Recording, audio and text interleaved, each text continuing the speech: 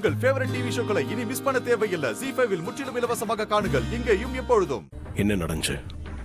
நீ மெடிசன் வாங்கணும் தானே ஃபார்மசிக்கு போன? அப்புறம் என்னாச்சு? நான் மாத்திரை வாங்கிட்டு ரோட்ல நடந்து வந்துட்டு இருந்தேன். அப்ப ஆள் இல்லாத இடமா பார்த்து ரவுடிங்க என்ன வேன்ல கடத்திட்டாங்க. என் கையில இருந்த மாத்திரை, பர்ஸ், செல்போன் எல்லாமே கீழே விழுந்துருச்சு. யாரு கடத்தினாங்க, எதுக்கு கடத்தினாங்கன்னு எனக்கு இப்ப வரைக்கும் புரியல. சரி, உன்னை கடத்தினது யாருன்னு தெரியுமா? யாரு இப்படி செஞ்சது?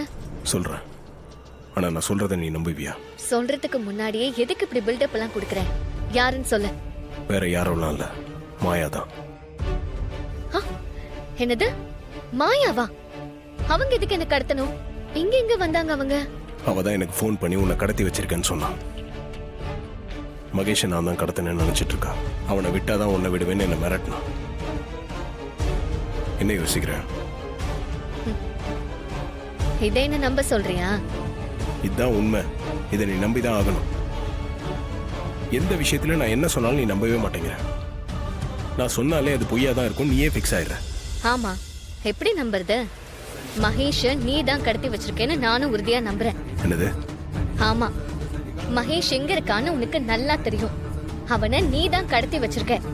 ஆனா இப்ப சொல்ற பாரு, அது அதை விட கிரிமினல் மேட்டர். மாயா என்ன கடத்தி உன்னை பிளாக்மெயில் பண்றாங்கன்னு சொல்றதெல்லாம் டூ மச். அதான் உண்மை. நீ மாயாவை எனக்கு எதிரா திருப்பி விடுறதுக்காக தான் இதெல்லாம் பண்ற. உன்னை கடத்தினதா மாயா தான் எனக்கு ஃபோன் பண்ணியே சொன்னான். அவங்களுக்கு என்ன கடத்த வேண்டிய மோட்டிவே இல்ல. அவங்களுக்கும் இதுக்கும் கொஞ்சம் கூட சம்பந்தம் இல்லைன்னு எனக்கு நல்லா தெரியும். மாயா மேல நீ வச்சிருக்க நம்பிக்கை ஏன் துளி கூட என் மேல இல்ல.